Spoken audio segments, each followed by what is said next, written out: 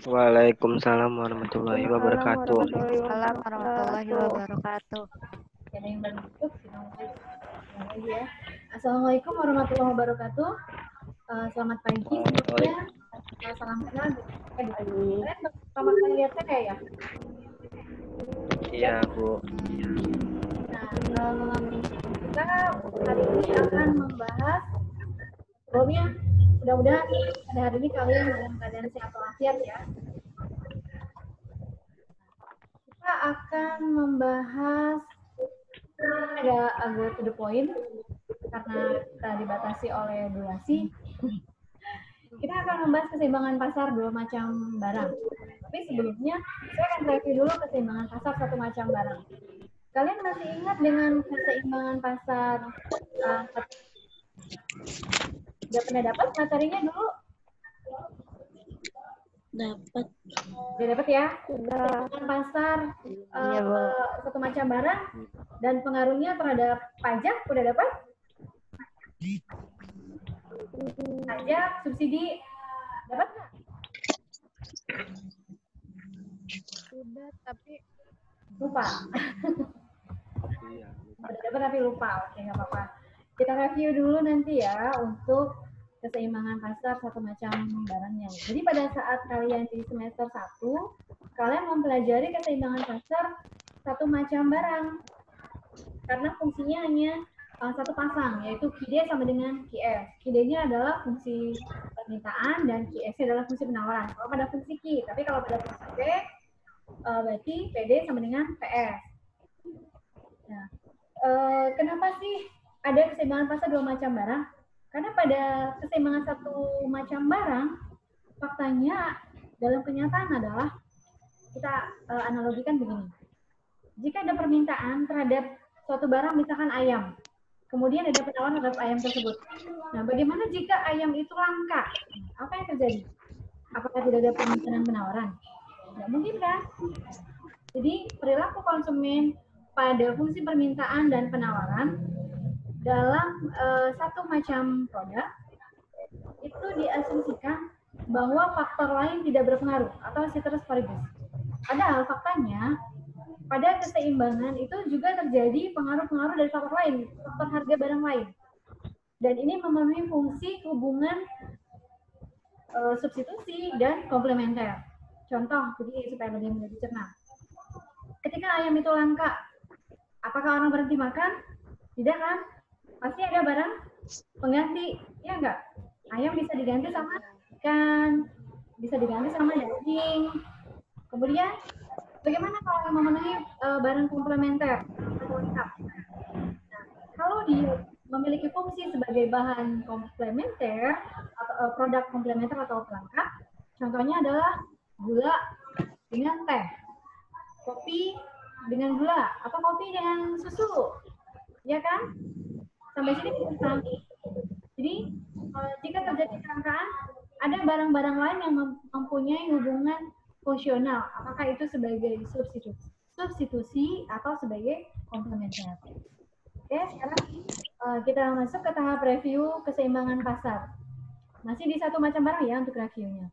Nah, ini adalah fungsi permintaan, menunjukkan hubungan antara jumlah produk yang diminta oleh konsumen dengan harga produknya. Masih ingat kan sama grafik ini?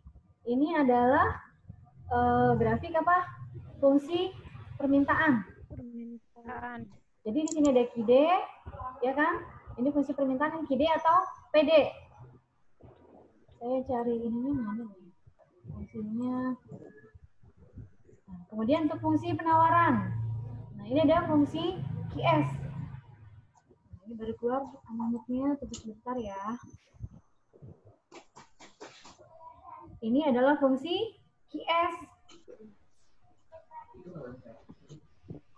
Kemudian tunggu ya. Keseimbangan pasar antara fungsi permintaan dan penawaran itu adalah jumlah barang diminta sama dengan jumlah barang yang ditawarkan, yaitu QD sama dengan QS atau PD sama dengan PS. Dan harga barang ditawarkan sama dengan harga barang yang diminta, yaitu PD sama dengan PS tadi ya. Dan ini adalah apa? Ini apa ini namanya? Ini adalah grafik keseimbangan pasar, ya. Ya, masih ingat kan? Ini adalah equilibriumnya atau keseimbangan pasarnya. Ini apa ini? Ini adalah QD atau PD. Iya. Ya, ini QD atau PD. Yang ini apa? Ini adalah fungsi penawaran atau QS. Bagaimana kalau ada pengaruh pajak? Masih ingat? Bagaimana bentuk grafik keseimbangan pasarnya? Kalau ada pengaruh pajak, jika dia terkena pengaruh pajak, dan pajak maupun subsidi pengaruhnya hanya pada sisi penawaran. Jadi sisi permintaannya dia tetap hanya pada sisi penawaran, maka grafiknya jika kena pengaruh pajak ada di atas garis normal. Ini kan garis normal ya, yang belum terpengaruh oleh keseimbangan pasar. Maaf, yang belum terpengaruh oleh pajak. Normalnya di sini. Bentar.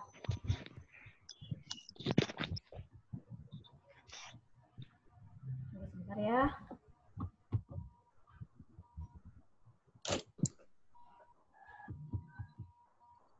Nah, kita kembali. Nah, ini apa ini? Ini tadi adalah fungsi QST. Jadi fungsi penawaran yang sudah kena pengaruh pajak. Dan di sini apa? Ini adalah keseimbangannya, keseimbangan yang sudah kena pengaruh pajak. Sampai sini bisa ngikutin? Nah, selanjutnya bagaimana kalau kena pengaruh subsidi? Nah, kalau kena pengaruh subsidi, maka posisinya ada di bawah keseimbangan normal atau keseimbangan awal. Nah, ada di sini. Ini kalau kena pengaruh subsidi. Jadi QS aksen atau QSTR. QS aksen ya. Atau QSTR, QS transfer. Nah, jadi dari grafik bisa terlihat kalau kena pengaruh pajak ada di atas normal, kalau pengaruh subsidi ada di bawah normal. Dan ini keseimbangan yang pengaruh subsidi aksen. Oke, sampai sini paham ya? Ingat kan, saudara-saudara? Ini kita masih masuk di reviewnya. Sekarang kita akan masuk ke keseimbangan pasar yang kedua, yaitu keseimbangan pasar dua macam barang.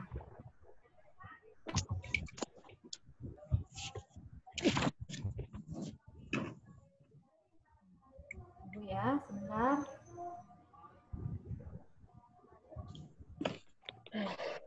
Selanjutnya kita masuk ke keseimbangan pasar. Nah, ini untuk apa? Contoh-contoh tadi ya. Nah, untuk keseimbangan pasar dua macam produk. Nah, kita lihat tadi dua macam produk, contohnya produk substitusi itu beras dengan gandum atau roti, ya kan? Minyak tanah dengan tidak. Untuk contoh produk komplementer itu teh dengan gula, semen dengan pasir, kopi dengan susu. Nah, selanjutnya ini coret-coretannya belum ditutup, sebentar. Fungsinya belum keluar. Nah, notasi fungsi permintaannya karena ini adalah keseimbangan pasar untuk lebih dari dua macam barang, berarti ada apa? Ada, bentar, ini saya lagi ngeluarin fungsinya dulu ya, fungsi adjusted biar dibuang dulu, saya hapus dulu supaya melihatnya enak. Keseimbangan pasar satu macam barang itu kan QD sama dengan QS. Nah, sama sebenarnya di dua macam barang juga. Hanya saja bedanya di sini itu per produk. Kita ambil di sini dua macam produk. Walaupun substitusi maupun komplementer pada kenyataannya ada banyak produk, ya kan? Nah, kita ambil dua macam produk aja. Misalkan fungsi permintaan dan penawar untuk barang ayam kita ganti notasinya jadi X. Fungsi permintaan dan penawaran untuk barang ikan sebagai produk substitusi berarti itu dinotasikan dengan Y. Oke, selanjutnya kita langsung ke contoh soal. Saya agak cepat ya karena apa namanya khawatir keburu ada warning. Tapi sampai sini bisa dipahami kan? Oke, nanti lebih jauh sesi tanya jawab kita di WA group ya. Oke, contoh diketahui fungsi permintaan dan fungsi penawaran dari dua macam produk. Oh ya, sebelum kita ke dua macam produk, saya review perhitungannya dulu ya. Tadi kan kita sudah di grafik kan. Sekarang kita coba review perhitungan untuk keseimbangan pasar satu macam barang.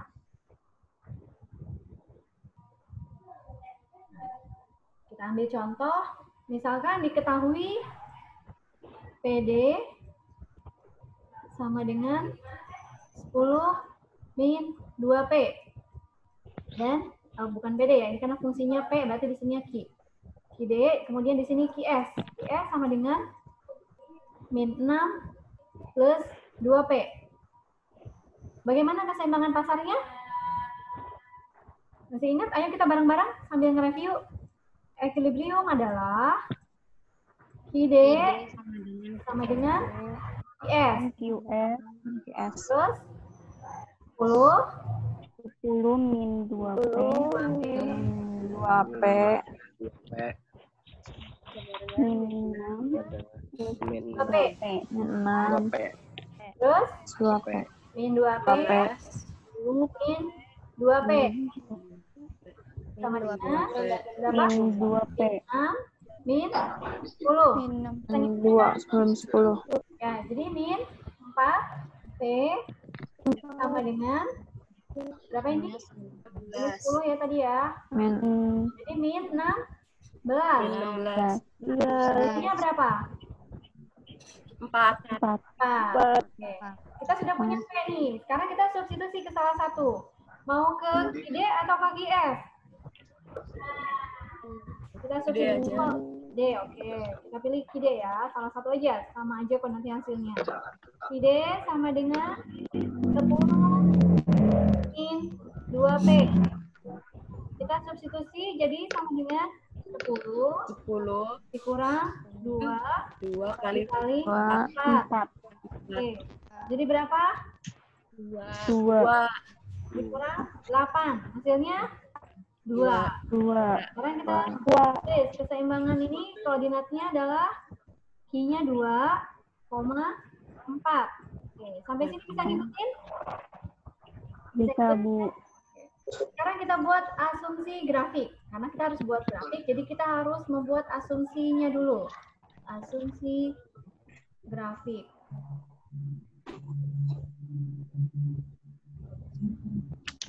Oke. Untuk yang QD. QD 10 min 2P. Ini ketebalan ya. Saya cari yang nggak tahu tebel. Ini aja. Nah, jadi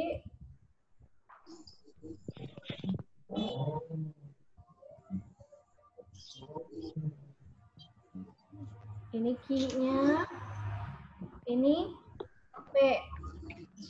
Ketika Q-nya 0 dan P-nya 0, asumsi skala tepat dengan posisi 0 diagonal. Kalau kalian bingung, kalian bisa urai ketika Q-nya 0 berapa, ketika P-nya 0 berapa. Tapi lebih baik dibayangkan aja biar cepet ya. Oke, kita mulai. Ketika Q-nya 0. Ketika Q-nya 0 berarti di sini 0. Kemudian 2P jadi pindah ruas. Ini 2P pindah ruas jadi positif kan? Ya enggak? Jadi plus 2P. Jadi 10 dibagi 2 berapa? 5. Nah, oke. Kemudian ketika P-nya 0. 2 dikali 0, 0. 10 dikurang 0 berapa? 10. 10. Kemudian sekarang yang QS. QS adalah min 6 plus 2P. Kita buat asumsi grafiknya sama seperti tadi ketika Q-nya 0 dan P-nya 0. Ketika Q-nya 0, ya. Q ini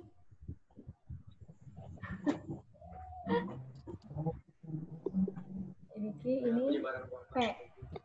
Ya. Posisi 0-nya diagonal. Ketika Q-nya 0, P-nya berapa?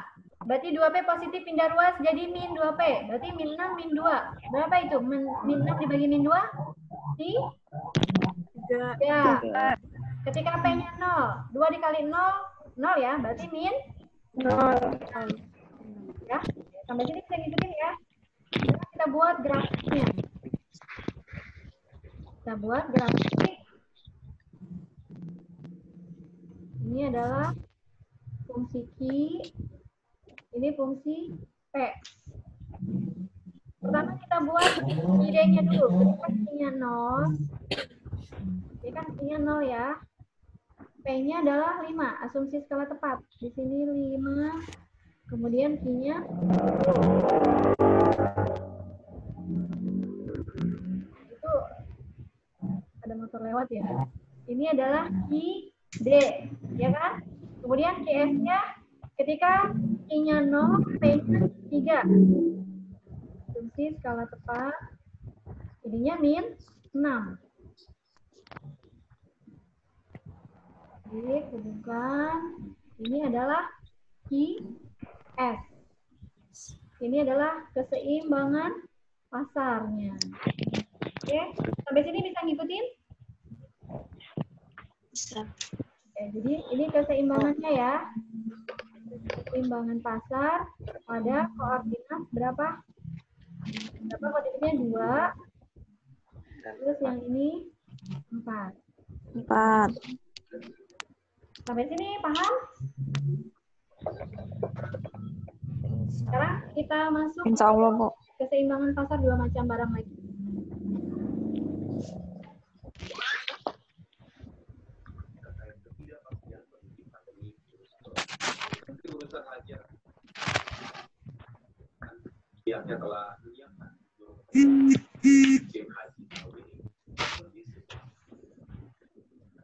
Keseimbangan 2 macam. Sekarang kita masuk ke soal keseimbangan pasar 2 macam produk. Pada prinsipnya sama, ini QD sama dengan QS. Tapi hanya bedanya ada variabel X dan Y, yaitu X-nya untuk ayam, Y-nya untuk ikan. Kita masuk ya. Bentar, saya masukin ke... Oh.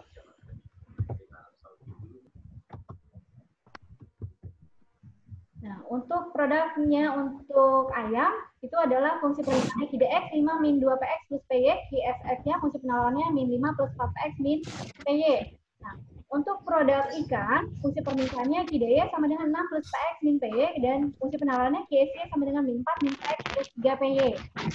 Nah, bagaimana cara mengerjakannya? Sama seperti tadi, buat keseimbangan pasarnya. QD sama dengan QS, atau QS sama dengan QD. Tapi jangan lupa notasikan barang X, karena ini adalah untuk produk barang X-nya, yaitu ayam.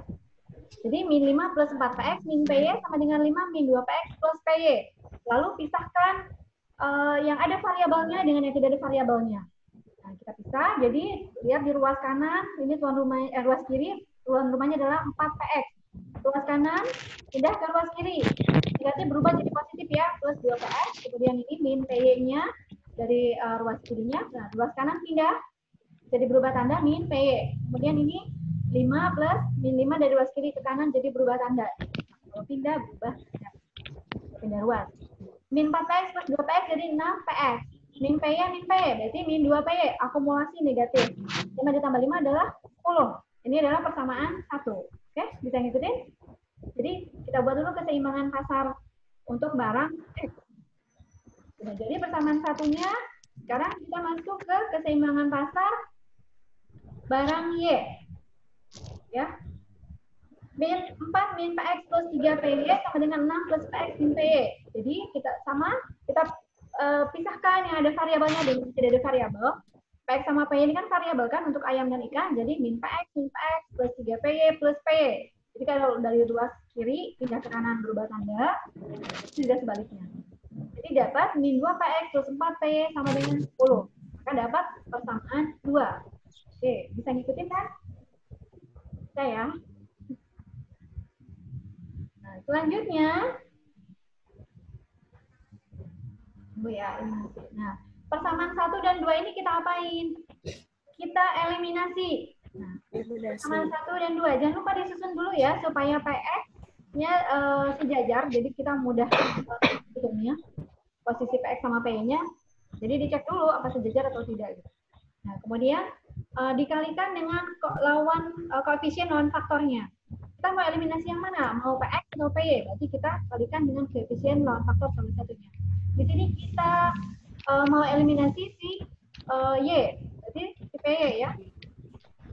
Dikalikan 2 dan dikalikan 1, jadi didapat untuk yang persamaan 1, 6PX min 2PY sama dengan 10 dikali 2, didapat 12PX min 4PY sama dengan 20. Kemudian min 2PX plus 4PY sama dengan 10, kan dikali 1, jadi dia tetap. Nah, kemudian dijumlahkan. Nah, eliminasi itu tandanya boleh dijumlah, boleh dikurang. Ketika misalkan dikurang ternyata tidak bisa mengeliminasi atau tidak bisa menghasilkan 0 atau tidak bisa menghilangkan suatu variabel, berarti itu sudah jadi tanda plus atau positif ya.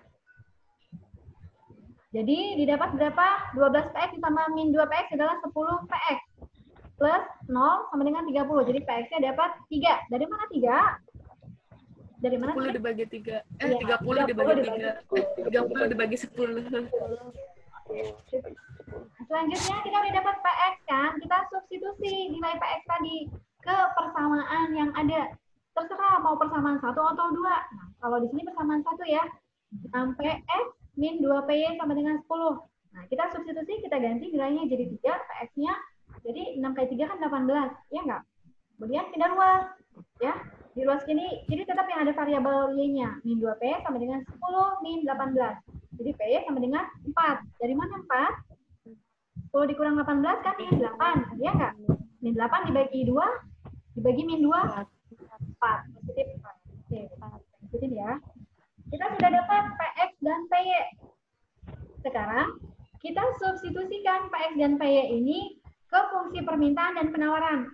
Nah, pertama untuk barang X dulu nih. Bebas, mau dimasukkannya ke QD atau ke QS. Salah satu aja. Yang penting, untuk barang X. Ya, ketika disubstitusikan, ternyata dapat QX-nya adalah 3. Cara substitusi paham ya? Seperti tadi pada saat kita substitusi persamaan 1 dan 2. Kemudian, kalau sudah didapat QX untuk barang X, Q untuk barang X, kita cari Q untuk barang Y.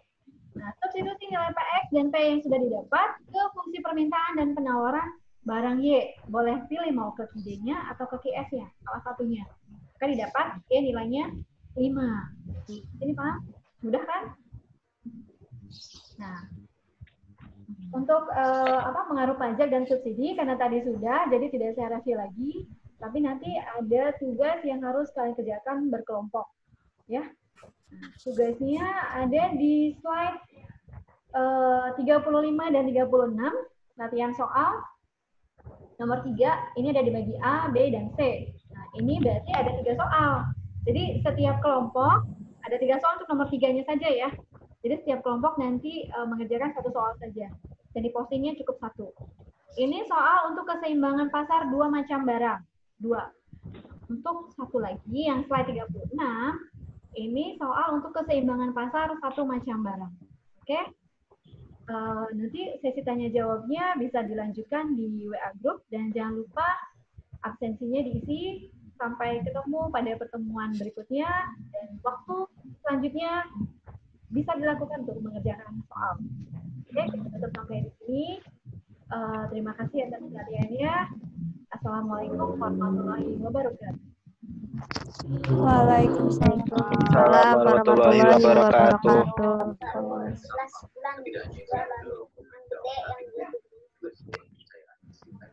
Terima kasih, Bu.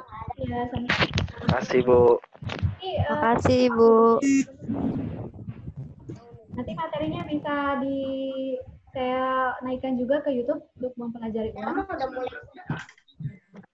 Oke. Kita tutup ya. Selamat siang. Ya, Bu.